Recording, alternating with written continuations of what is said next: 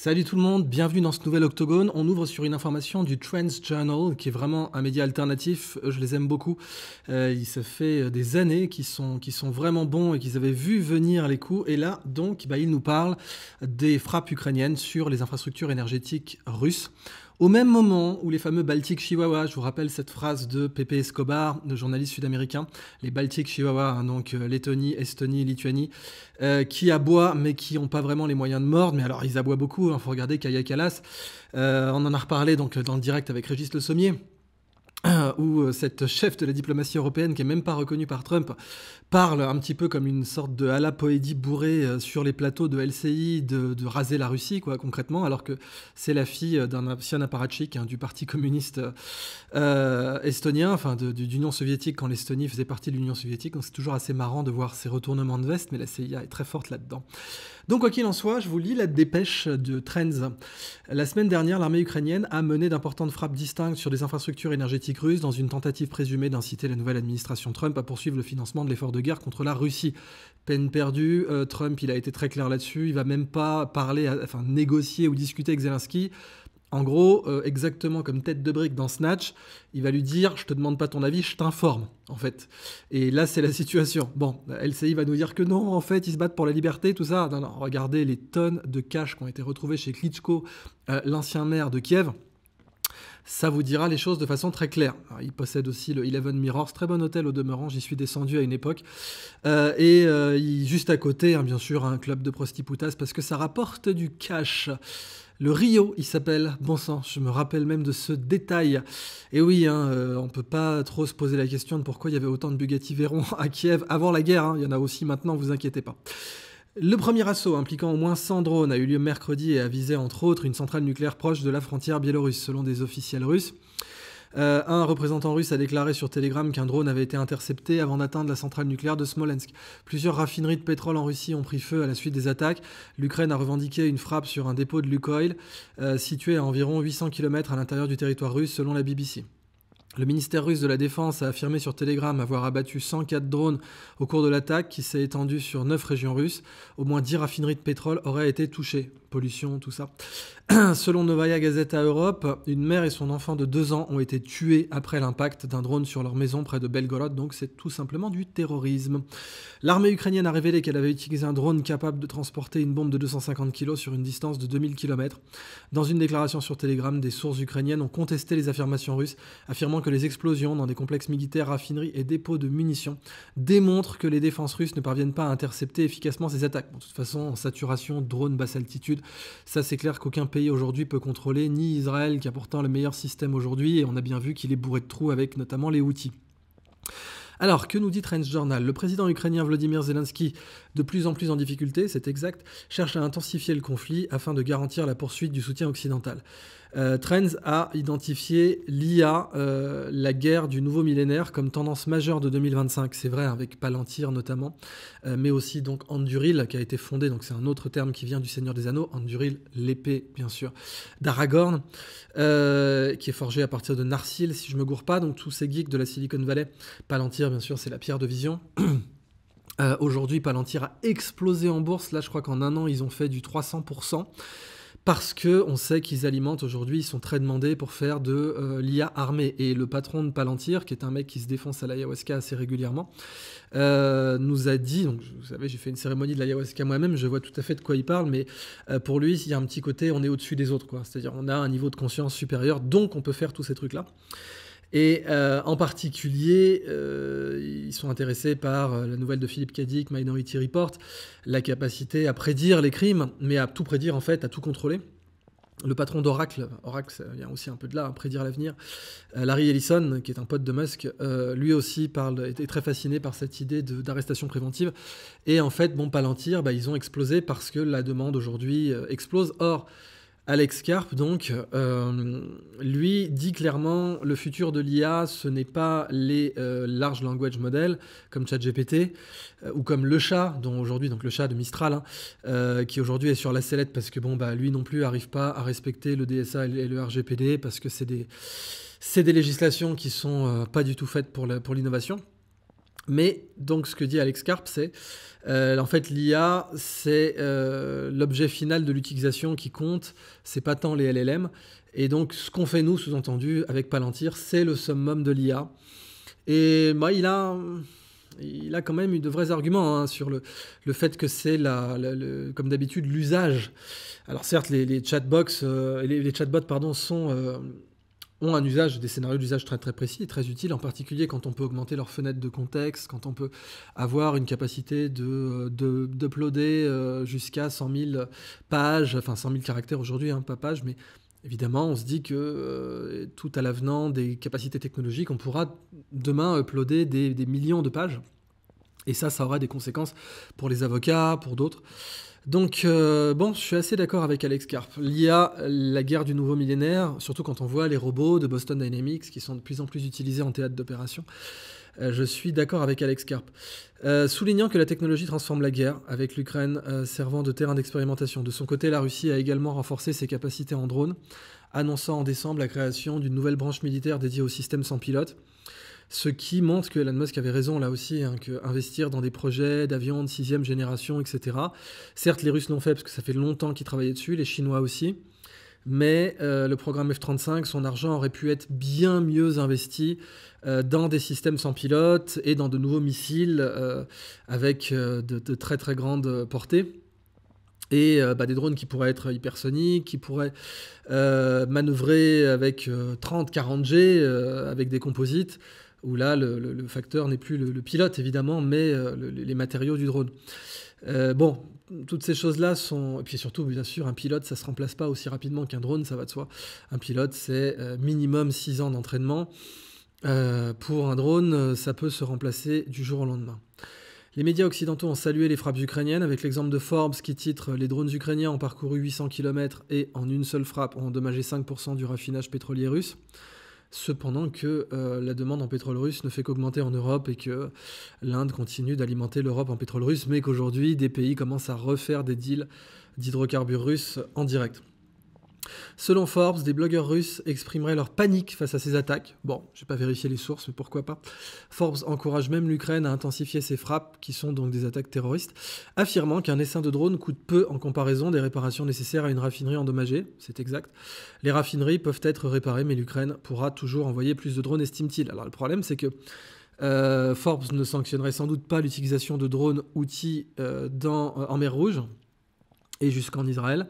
Or, le problème est exactement le même, c'est-à-dire que du drone iranien et du drone yéméni en saturation dans l'espace aérien israélien, bah oui, ça pose exactement les mêmes problèmes. Et les frappes dissuasives, pas préventives, dans le sens où elles n'avaient pas détruit beaucoup d'assets israéliens, mais elles avaient montré qu'ils étaient capables de frapper, ce qui était assez imprévu, et ça avait pas mal gêné politiquement Netanyahou, parce que l'armée lui avait dit « Mec, regarde ce que t'as fait ».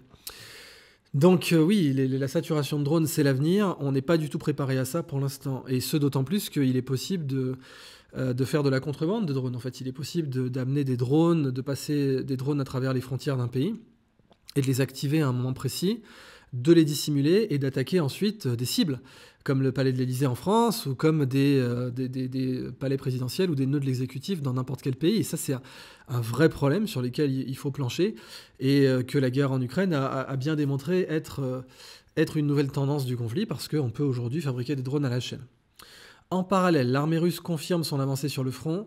Le 26 janvier 2025, les troupes russes ont annoncé la prise de la ville stratégique de Velika Novosilka, qui vont renommer, si je ne me trompe pas, marquant une avancée significative pour les forces russes qui ont utilisé un mouvement de tenaille pour s'emparer de la ville.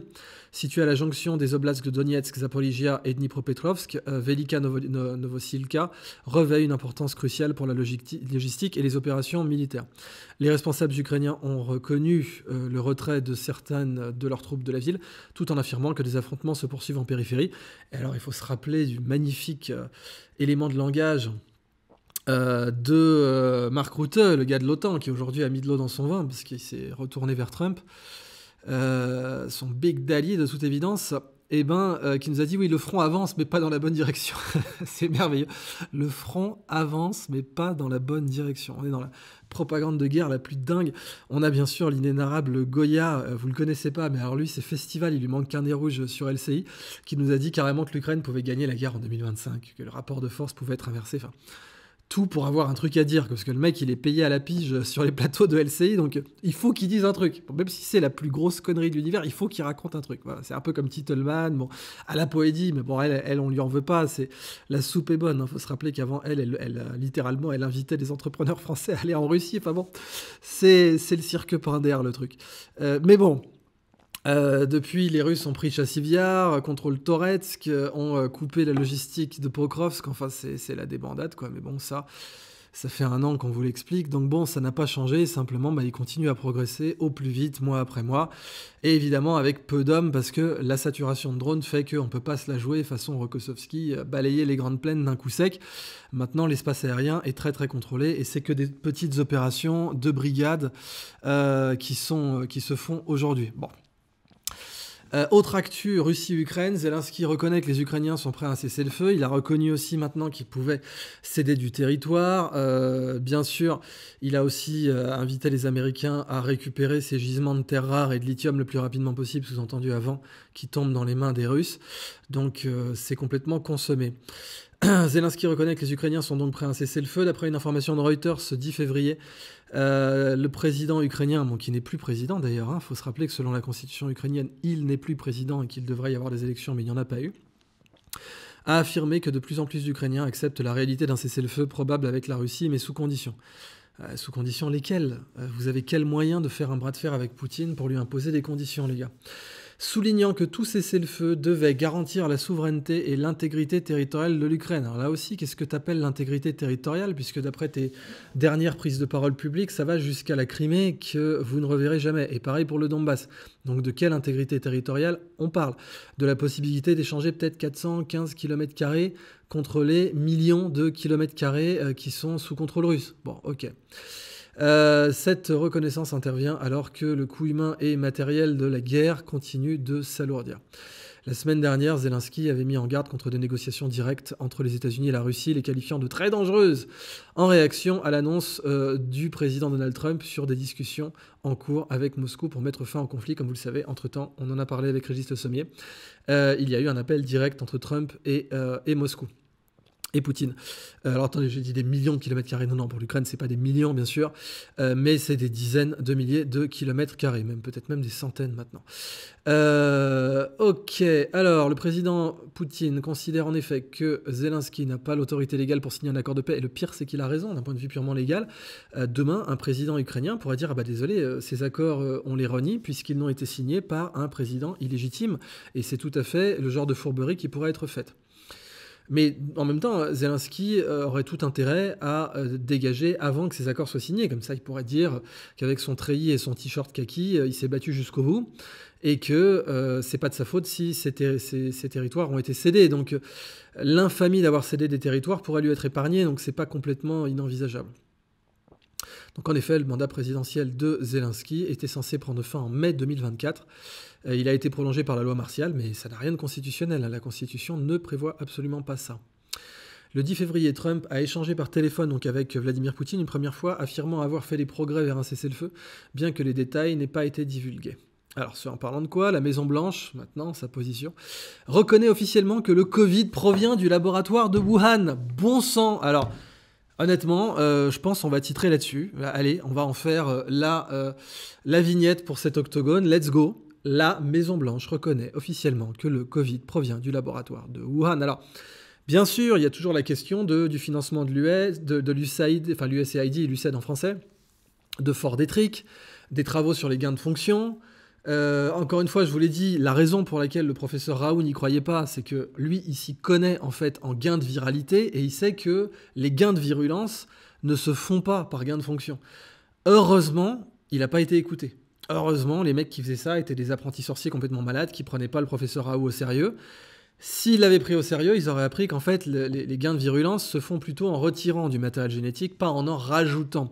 Mais ces mecs, étant complètement déglingués de l'eugénisme, de l'ajout de matériel génétique, etc., enfin, c'est une doctrine, quoi. Hein, c'est vraiment une limite sectaire, quoi. C'est de l'idéologie.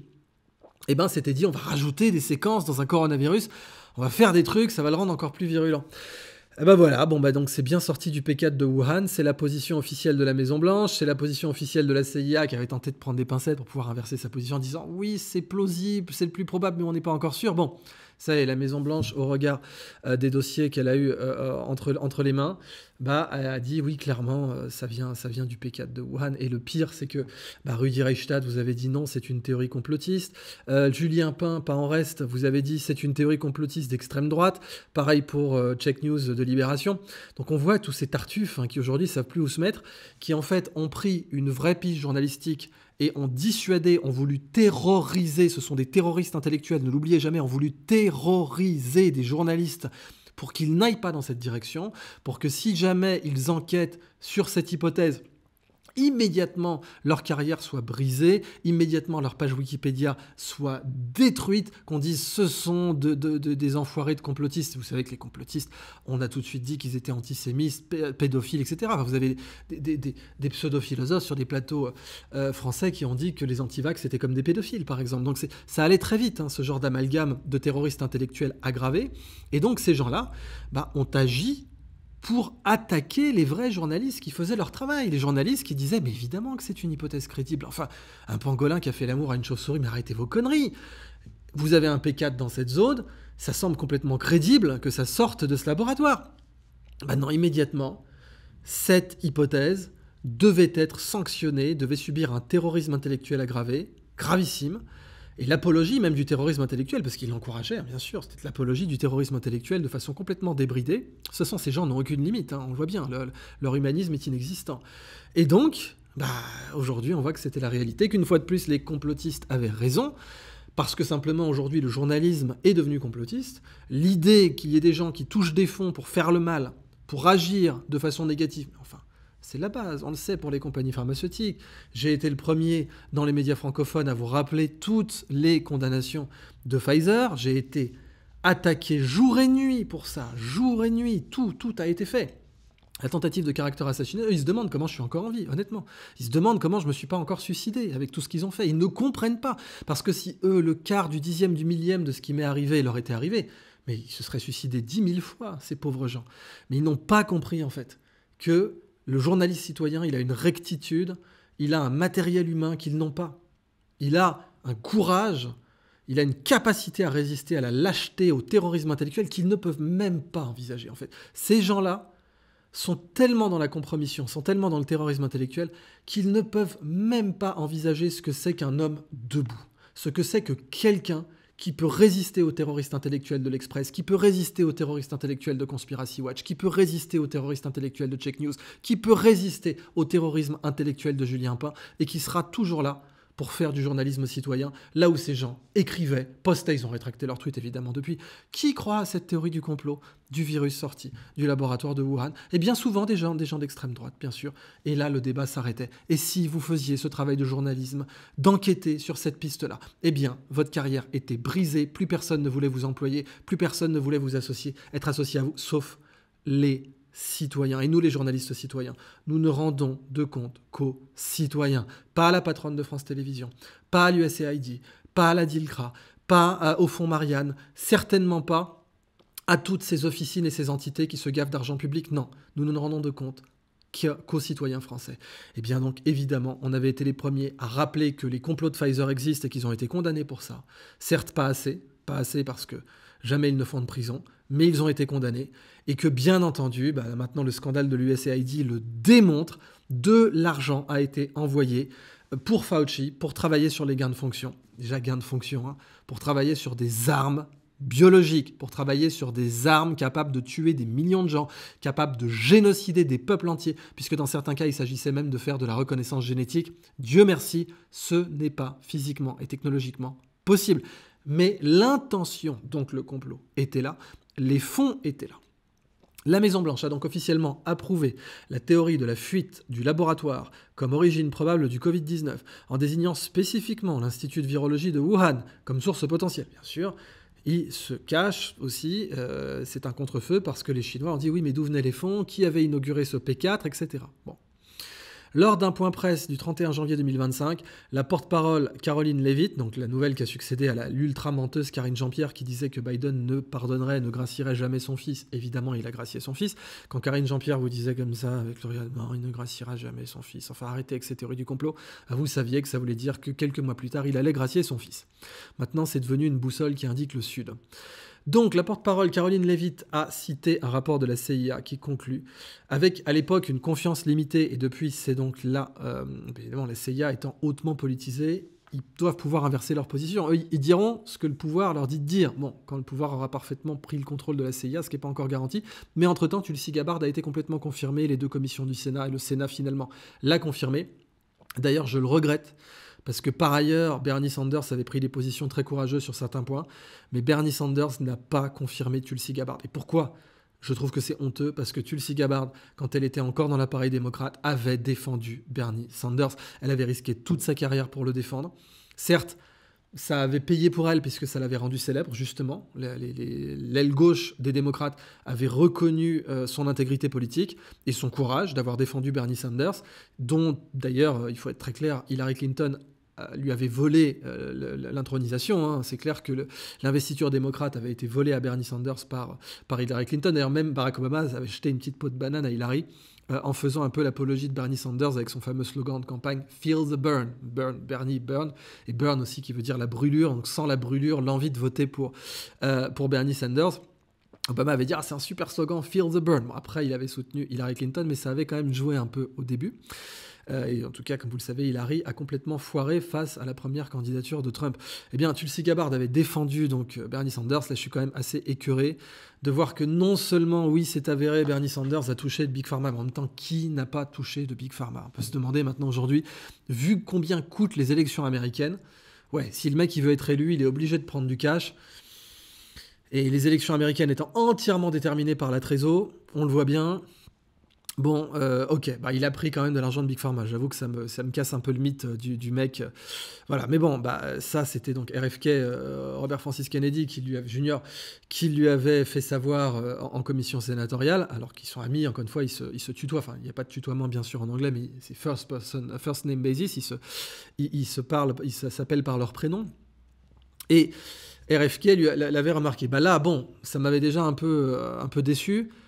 Mais au-delà de ça, vous avez le fait que, bon, il aurait au moins pu voter, enfin, confirmer, ou s'abstenir, à la limite, pas voter contre, s'abstenir dans le vote de confirmation de Tulsi Gabbard, parce que Tulsi Gabbard, elle avait risqué toute sa carrière politique pour lui. Bon, en tout cas, maintenant que Tulsi Gabbard va prendre le contrôle de la CIA, là, ça va être, enfin, qui va être même la patronne au-dessus, hein, de la directrice du renseignement, qui est au-dessus du patron de la CIA, ça risque, en effet... Enfin voilà, on parle du déclassification de l'affaire Kennedy, déclassification de plein d'autres dossiers. À mon avis, on va en entendre parler encore davantage des origines du Covid. Donc, le rapport a été déclassifié sous la direction du nouveau directeur de la CIA, qui lui n'a pas dû être confirmé par le Sénat, c'est pour ça qu'il a pu prendre ses fonctions plus rapidement, John Ratcliffe, un partisan de longue date de cette hypothèse.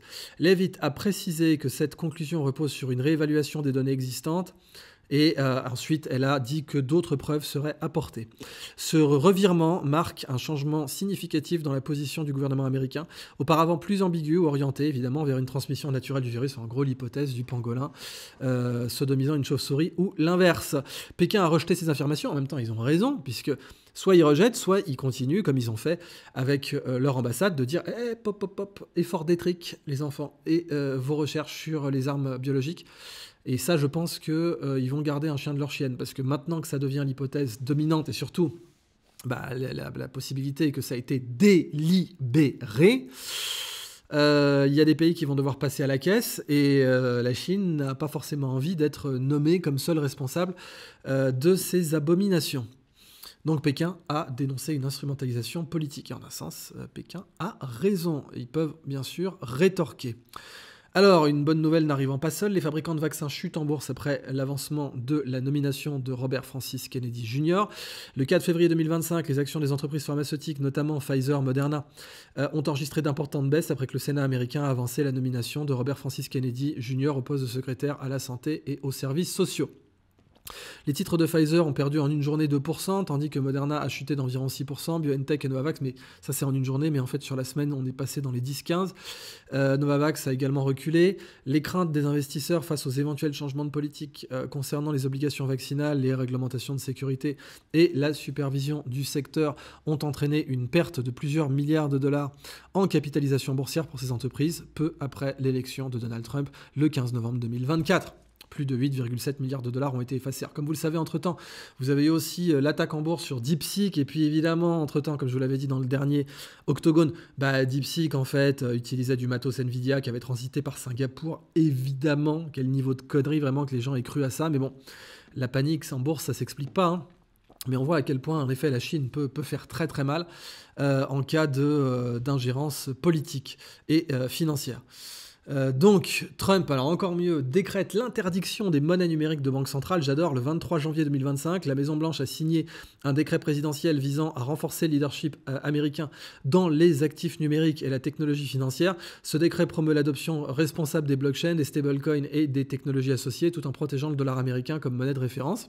D'ailleurs, maintenant, on ne parle plus de dédollarisation absolue, mais bien au contraire d'une cohabitation du dollar avec les différentes monnaies des BRICS, et c'est une excellente chose, parce qu'une dédollarisation brutale aurait été extrêmement dangereuse, donc et aurait été un vrai facteur de déstabilisation géopolitique.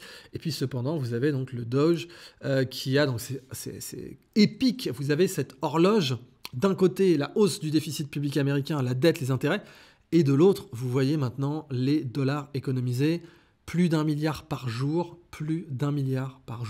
de dépenses publiques que le Doge arrive à économiser, avec, on l'a vu, des vraies dingueries. Et puis surtout des gars qui se gavaient, mais salement. Je vous encourage à revoir l'excellent sketch des Guignols, donc coécrit par Bruno Gassio, lequel porte plainte contre Frédéric Aziza. D'ailleurs, hein, il a porté plainte en diffamation notamment. Et il a bien fait, parce que le terrorisme intellectuel ne doit pas être toléré. Mais donc cet excellent sketch des Guignols, qui était une parodie de Casino, avec Jean-Luc Delarue, Nagui et Arthur.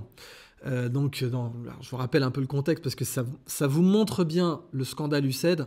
C'est juste que, bien sûr, dans le cas de la télé publique, c'était à plus petite échelle, mais c'était scandaleux quand même, et personne n'a été arrêté. Dans le film Casino, donc Casino vous parle de l'écrémage avec Ace Rustin des casinos. Donc, je ne sais plus comment il s'appelait en vrai, il ne s'appelait pas Ace Rustin, il s'appelait autre chose. Et donc il y avait Anthony Spilotro, hein, The Ant, la fourmi, parce qu'il était petit mais costaud, qui a bien été tué par la mafia et enterré dans un champ de maïs. Et en fait, donc Casino vous parle de l'écrémage des casinos à l'époque, le fonds de pension des camionneurs, donc les Teamsters avec Hoffa, Jimmy Hoffa, dont il parle aussi dans The Irishman, qui prenait directement le cash dans les casinos. C'est ça l'écrémage, comme ça, au nez à la barbe des percepteurs, ils mettaient ça dans des valises, toc, ça partait chez l'un, chez l'autre, et puis surtout chez la mafia, notamment via Kansas City. Et ce film étant sorti en 95, si je me gourre pas, ou 94, les Guignols en avaient fait une parodie avec les costards voyants, parce que l'acteur principal, enfin Robert De Niro, mais le personnage principal porte des costards très voyants dans Casino. Et à l'époque, c'était la mode, vous vous rappelez, hein, ce qu'on appelait les fils de pub, où les inconnus avaient fait beaucoup de sketchs là-dessus, avec des costards, c'est l'esprit Juvamine, tout ça, jeunes premiers. Et donc, ils prennent ces trois jeunes premiers qui étaient Nagui, Jean-Luc Delarue et Arthur, qui en gros facturaient leurs émissions à des prix complètement délirants. Et ils montrent El Kabash, chef de la télé publique à l'époque, et avec cette excellente phrase de Delarue qui dit le principe il est simple, ton boulot c'est de produire des émissions télé, tout le monde s'en fout de savoir combien ils coûtent. T'apportes la cassette une fois par semaine et tu touches ton fric. Et il y a Arthur qui dit à Jean-Luc, c'était notre maître à tous, la moitié de son chiffre d'affaires en salaire. Un génie. Et clairement, ces systèmes de production qui facturaient le service public, et on ne peut même pas dire surfacturé aujourd'hui, puisqu'il n'y a pas eu de procès ni rien, ce qu'on voit dans le scandale USAID, c'est de la surfacturation à tous les étages. Les mecs, ils se disaient, mais tant que c'est l'oncle Sam qui paye, on peut tout surfacturer. Il n'y a même pas de suivi, ils regarderont même pas comment l'argent a été dépensé. C'est du n'importe quoi à tous les étages. On a vu même des cas en dehors de l'USAID. de tasses, de mugs qui étaient facturés des milliers de dollars à l'US Air Force, par l'US Air Force, par les fournisseurs. Mais des trucs, des boulons qui étaient facturés mais 1000 $ alors qu'on pouvait les trouver sur le marché, le même modèle, il n'y avait aucune raison de les facturer à ce prix-là. Les gars se goinfraient, et ça c'est connu, je veux dire, depuis la guerre de sécession, il y avait un type qui vendait des fusils à l'État fédéral américain, qui disait, on peut tout vendre à l'État fédéral du moment qu'on parle un peu fort, qu'on insiste un peu, les mecs ils sont prêts à payer n'importe quel prix. Bah, c'est exactement ça qu'on a vu. Et donc, d'un côté, vous avez maintenant des gens qui disent aux États-Unis, mais attendez, il faut pouvoir suivre chaque dollar et tout. Ah non, c'est horrible. Alors là, vous avez Pocahontas, Elizabeth Warren, ou vous avez Nancy Pelosi qui disent, ah mon Dieu, c'est vrai, mais ces mecs-là, ils étaient prêts à vous auditer la tronche pour la moindre transaction Venmo. Si vous étiez un Américain moyen, le moindre dollar, ils voulaient connaître l'origine. Regardez la cagnotte des camionneurs au Canada. Ces mecs étaient complètement au clair avec l'idée d'avoir une transparence totale pour le citoyen américain, alors pour eux, pour leurs dépenses, voilà, surtout pas, c'est horrible, c'est la lutte contre la démocratie. Vous avez vu la même chose dernièrement. Vous avez un Télétoubib qui s'est avoué être choqué des tests de drogue que Elisabeth Lusser, c'était des pauvres tests cannabis, voilà, c'était plus une opération de com qu'autre chose, mais bon, elle s'est pointée à l'Assemblée, elle a dit, allez, vous êtes prêts à souffler dans le ballon et tout ou pas? Bon, ok. Eh bien là, c'est scandaleux. Là, c'est scandaleux de faire passer des tests de drogue, des tests de cannabis aux gens qui votent les lois en France. C'est scandaleux. Par contre, alors des tests Covid imposés pour tout, pour rentrer dans les supermarchés ou autres, pour aller au cinéma, pour avoir ses droits fondamentaux, ah bah aucun problème. Alors là, pas de souci. Tous les Français, pas les députés, pas les gens qui doivent être plus exemplaires que la moyenne parce qu'ils sont députés, parce qu'ils sont élus, parce qu'ils votent les lois. Non, non, tous les Français. Vous voyez, ce deux poids deux mesures vraiment abominable des gens qui sont orwelliens, qui veulent un contrôle des populations total. Et bien là, avec les monnaies de banque centrale, c'est exactement ça. Parmi les mesures clés, le texte donc interdit la création et l'utilisation d'une monnaie numérique de banque centrale aux États-Unis. Donc là, c'est Klaus Schwab qui ne va pas être content. Invoquant des risques pour la souveraineté monétaire et la vie privée. Il révoque également le décret 14067 de 2022 et le cadre du Trésor sur les actifs numériques. Selon le journaliste Frédéric Egui, qu'on salue, qui est un ancien de RT et qui est un journaliste indépendant aujourd'hui qui fait de l'excellent travail, cette mesure fait prendre un tournant majeur aux États-Unis. Il explique que concrètement, la Fed, qui lorgnait avec une envie non dissimulée sur la possibilité de créer l'outil ultime d'asservissement des peuples, se voit couper l'herbe sous le pied. Rappelons qu'une CBDC, donc Central Bank Digital Currency, donne à la banque centrale le contrôle absolu sur son utilisation, y compris la possibilité de la faire disparaître de votre compte en banque s'ils estiment que vous avez mal voté ou vous êtes mal exprimé sur les réseaux sociaux. Comme l'expliquait d'ailleurs en toute franchise la Banque des règlements internationaux, la BRI à Bâle, qui est toute pépère avec l'idée que oui, bah voilà, la monnaie, elle doit pas forcément être perméable, c'est pas forcément un droit, elle doit pouvoir vous être retirée, si vous la dépensez dans des choses qui nous plaisent pas, eh ben on vous la retire. C'était les mêmes méthodes qui étaient utilisées pour débancariser les opposants politiques. On l'a vu aux États-Unis, on l'a vu au Canada, on l'a vu au Royaume-Uni. Nigel Farage, il a été débancarisé à plusieurs reprises. Le décret prévoit aussi la création d'une task force présidentielle pour proposer une réglementation fédérale des crypto-actifs, incluant une réflexion sur une réserve nationale d'actifs numériques à partir de crypto-monnaies saisies. Et allez, on va terminer en dernier point. Sur Trump fait plier le Canada et le Mexique par la pression sur les droits de douane. Le Premier ministre canadien Justin Trudeau et la présidente mexicaine Claudia Sheinbaum ont réagi aux annonces de Donald Trump sur une augmentation de 25% des droits de douane sur les importations d'acier et d'aluminium. Bon, il faut savoir que le Canada met déjà des droits de douane de malade sur les importations américaines, pas toutes, mais il faut regarder sur la patate, sur le lait, sur les décodeurs numériques, sur des trucs qui ne sont pas forcément simplement anecdotiques, où il y a un vrai marché au Canada, les semences d'orge notamment, enfin, il y a des droits de douane de malade, ça peut aller jusqu'à 300%. Donc les Canadiens ne viennent pas dire « Ah ouais, on se prend des droits de douane de 25%, on est outrés ». Oui, ils vous collent des droits de douane de 25% large spectre, mais sur tous les imports les plus intéressants où les Américains sont compétitifs, vous avez collé des droits de douane jusqu'à 300%, donc vous n'êtes pas vous foutre de notre gueule. Donc là, c'était 25% de droits de douane en plus sur l'acier et l'aluminium. Après l'annonce de Trump le 1er février 2025, Trudeau avait d'abord déclaré que le Canada appliquerait des tarifs de représailles de 25% sur 155 milliards de dollars de produits américains. Mais après des négociations, Washington a accepté de geler ces taxes pendant 30 jours en échange de l'engagement du Canada pour renforcer la sécurité aux frontières contre le trafic de fentanyl, qui passe notamment par Vancouver, avec des importations chinoises. Le Canada est une porte d'entrée à la mafia chinoise, et ça c'est connu par les services américains et le FBI notamment depuis plusieurs années, même depuis plus d'une décennie. Et donc l'autre côté, on a le crime organisé mexicain, Donc Claudia Sheinbaum, la présidente du Mexique, après avoir promis une réponse aux taxes américaines, a finalement accepté de déployer 10 000 membres de la garde nationale à sa frontière nord pour lutter contre l'immigration illégale et le trafic de drogue, parce que ça va évidemment avec, conduisant à une suspension temporaire des taxes américaines pour 30 jours. Et alors là, ce qui est magnifique, et ça c'est parfaitement relevé par le mémo, c'est qu'on a eu une fake news de Reuters, on va terminer là-dessus, une fake news sale, violente. Reuters, ils s'en foutent de balancer des fake news, ça les dérange absolument pas. Une fake news dégueulasse, la veille de ses décisions, le 31 janvier 2025, Reuters avait publié une fake news prétendant que Trump aurait retardé les tarifs de 25% sur le Canada et le Mexique en citant des sources proches du dossier. Cette fausse annonce a provoqué une forte chute du Standard & Poor's 500, donc l'équivalent du CAC 40, mais pour les 500 plus grosses entreprises américaines, entraînant la perte de 400 milliards de dollars sur cette seule fake news. 400 milliards de dollars en quelques heures, après que Trump ait démenti l'information sur X. Reuters a retiré l'article, présenté des excuses et annoncé une enquête interne sur cette erreur. Tu parles, c'était de l'ingérence la plus dégueulasse qui soit. Et je crois qu'il faut bien rappeler que Reuters, comme ils avaient menti sur l'affaire du pote de Biden qui était proche du Ku Klux Klan, où ils avaient dit non, il n'était pas Grand Wizard, et puis derrière, en fait, il était que Cyclope exalté. Mais vraiment, quelle bande d'enfoirés. Les gars ont aucune limite, comme Newsweek avait dit peut-être que Trump s'est pas fait tirer dessus. Enfin, c'était des vraies dingueries. Le blanchiment de fausses informations, ça les connaît. Et là, on termine, on est dans l'octogone. On est là justement pour contrer par le journalisme citoyen les fake news de ces grosses agences de presse qui touchent des fonds incroyables, qui sont blindés et qui mentent. Et nous, les journalistes citoyens, on est là justement pour faire le taf. Et donc, je termine sur cette partie-là de l'octogone, la partie publique. Merci à tous les gens qui soutiennent Scandaria. Toujours, on essaie de baisser les prix année après année. Donnez-nous le temps. J'essaie de faire en sorte qu'on puisse... Ça va être lentement, mais merci de vous abonner à Scandaria, parce que déjà, on est les moins chers du marché et on a plein de masterclass et je continue à balancer encore plus de contenu. Là, on a un city break qui vient de sortir, culture générale. Si vous voulez travailler votre culture générale, c'est comme la muscu, la culture générale, ça peut se travailler comme ça. On a la masterclass de culture générale, la masterclass influence et manipulation, on a la masterclass dans la peau d'un trader. On a bien sûr les 2 masterclass avec Gunther Pauli, et tout ça, vous l'avez pour un prix que vous trouverez zéro concurrence qui est à ce prix-là. Ça, je vous le dis direct, ça n'existe pas, parce que moi, je fais ça au prix le plus bas possible pour être rentable. Point, et je vais continuer à le faire.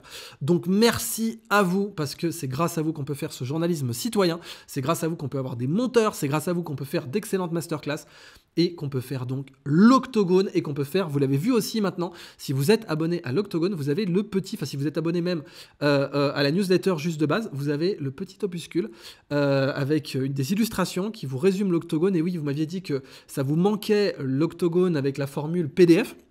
Eh ben, on y revient. On est en train de vous faire maintenant un octogone en PDF avec une petite mise en page et tout, et des illustrations éditoriales. Franchement, ça fait plaisir, les gens sont très contents et on va continuer jusqu'à évoluer, pourquoi pas, vers un magazine complet. Vous nous direz si vous voudriez qu'on fasse un magazine complet, parce que ça m'intéresserait tout à fait de le faire. Je vous remercie. Et vraiment, je vous dis à dans 2 semaines. Entre-temps, oui, j'ai pas eu le temps de faire l'Octogone Tech. J'attendais surtout les dernières nouvelles d'OpenAI. Donc entre-temps, cette fois, c'est promis, je vous fais l'Octogone Tech. J'ai le mémo sous les yeux. C'est juste que voilà, j'enchaîne aujourd'hui les directs. Mais vous aurez l'Octogone Tech et surtout, j'attendais la grosse confirmation, l'information de ce que Musk voudrait récupérer OpenAI ou tenter une OPA sur OpenAI. Et ça, pour moi, c'est un truc important. Je vous ai parlé de Palantir. On parlera de quelques nouvelles tech aussi quand même dans cette édition de l'Octogone réservée aux abonnés. Je vous remercie infiniment.